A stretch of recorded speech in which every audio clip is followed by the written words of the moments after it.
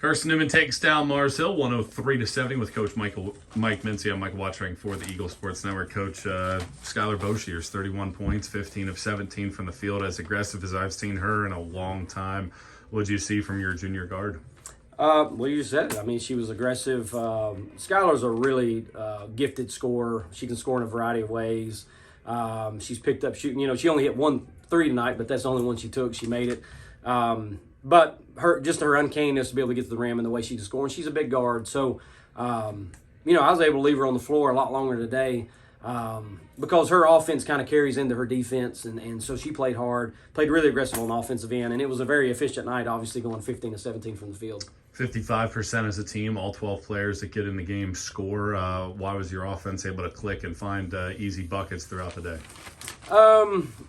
I mean, obviously we got people that can score. It's an up-tempo game. There's a lot of shots to go around. We shoot it, 76 times, and we're able to get everybody in the game. I think late, you know, Mars Hill kept pressing, and we were able to get a lot of 2-on-1s at the end of the game, and that helped us to be able to get everybody in the scoring column. But you know, we got 4 in double figures, but then there's just a slew of like a bunch of smaller numbers there. So it's good to get everybody in the game. Good for people to be able to put the ball in the bucket.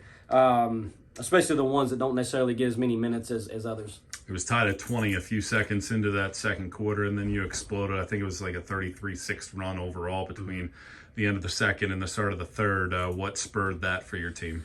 You know, I don't necessarily remember, but I know that our second group comes in and they're a defensive unit. I think they get a lot of good stuff out of the press and off the defensive end, and I think Skylar was really clicking then. With 4 of our better defenders on the floor, I think. And I think that's when we kind of made a push. And then we made us another substitution pattern. I think that push just continued on throughout the end of the half. We talked about rebounding before the game. How do you think that your team fared in that area? They did okay. I mean, there were still some offensive rebounds I thought we gave up where we kind of ran under the rim, or maybe we didn't have our box out. Because we told them if they're shooting long shots, where they're going to go, it's going to be long rebounds if they miss. So some of those I didn't like. I mean, we get 16 offensive rebounds, 8 in each half. Really proud of Ruth coming in there and getting 4 of them, and that's just one of the things that we had a key on, is to try to get more offensive rebounds. I think we had 17 against Wise, 16 tonight. So, you know, I'll give them a thumbs up for that they did a pretty good job on that, especially when you're shooting 55% from the field and you're still able to get that number. You have one more road trip before you turn the calendar over to 2023. Tough turnaround because you play 48 hours after that road trip. Mm-hmm.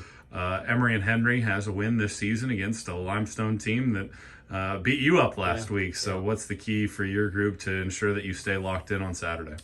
I mean, you know, this is the kind of year we're not, or kind of time of the year where we're not in school. You know, they shouldn't have a problem getting enough rest. But Emory and Henry's having a nice year. I think they won. They beat LMU, Limestone, and I think King in back-to-back games. I think they took it on the chin tonight, but they were on the road. So clearly they're playing really well at home. You know, we're just going to have to get in there and watch film and try to prepare them as best we can. Try to, you know, we're in a 2-game winning streak. We're taking wins anyway. When we get them, we get above 500. Good performance tonight. Third quarter was kind of rough defensively. Put them at the free throw line way too much. But, you know, hopefully we can carry the ability to score tonight on into Emory and Henry, who they're playing really well at this point in time.